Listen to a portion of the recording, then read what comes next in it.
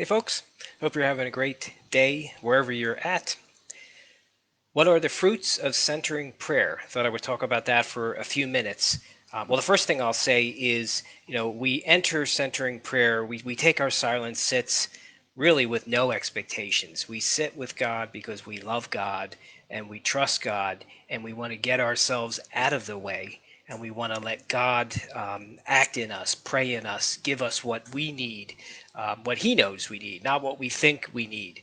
So that's the first thing I'll say is we don't enter centering prayer with any expectations other than I'm bringing all of me, my mind, my body, my heart to my silent sit, and I'm letting go of it and just sitting with God and letting God love me, letting God hold me, letting God embrace me, and we're just trusting God. I think of it as a reverse prayer.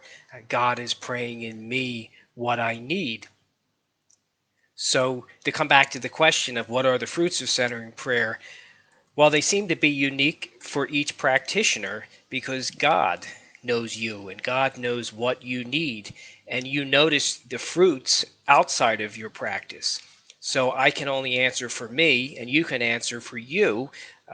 What have you noticed about yourself, or what do other people tell you they notice about you as a result of your practice? So for me, I committed to practicing centering prayer. I jumped in the centering prayer swimming pool um, June 2014, and decided I was going to take it as seriously as possible and center twice a day as much as possible for 20 minutes each day.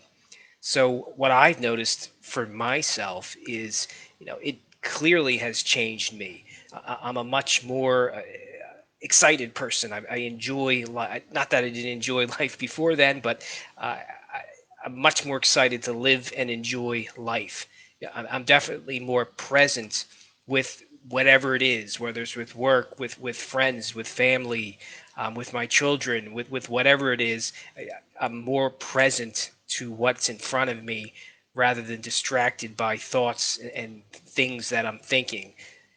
Now, I'm still work in progress, and sometimes I'm not present, and I have to remind myself to be present and to be where my feet are at, not where my mind might be going. But definitely has made me a more present person to whatever the situation is or whatever the person is. I'm a less reactive person. I tend to be more open to listen to people and not be so quick to judge them, render an opinion. I'm better at listening and not reacting and just being there with someone. Because that's what many people want. They don't want you to react. They just want you to listen to them and know that you're there, know that you hear them. So that's another thing that how it has impacted me. I'm a much more confident person in myself and in my abilities. Um, Years ago, I would never be going live on Facebook and doing this. It scared the hell out of me, and I would never be doing Zoom calls with people, and I never would have written my book Sitting with God because I didn't have the confidence. So it's given me confidence, and God has instilled me with confidence because I know that I'm not alone doing these things. It's God and I doing these things, God and I partnering in life on my future actions. Centering prayer has given me wisdom for tasks. I seem to notice things pop in my head where if something eluded me and I didn't know how to handle it or what to do, whether it's personal, family, or work related, sometimes solutions pop into my head, and I attribute that to God and centering prayer. I have more inner calm, more inner peace, and particularly when I think about Monday mornings. Um, by nature, I'm a nervous person. So Monday morning, as I'm waking up, I'm nervous and anxious and thinking about work and the phone calls and the emails and the things that I have to do. I begin getting worried and anxious. So I need my centering prayer sit on Monday morning, maybe more so than all the other ones. And that sit slows me down, calms me down, refocuses me, resets me with God, reconnects me to life, and helps me begin that my day. I mean, every morning it does, but probably more so on a Monday morning than other days. So I need that sit, and that sit is tremendous.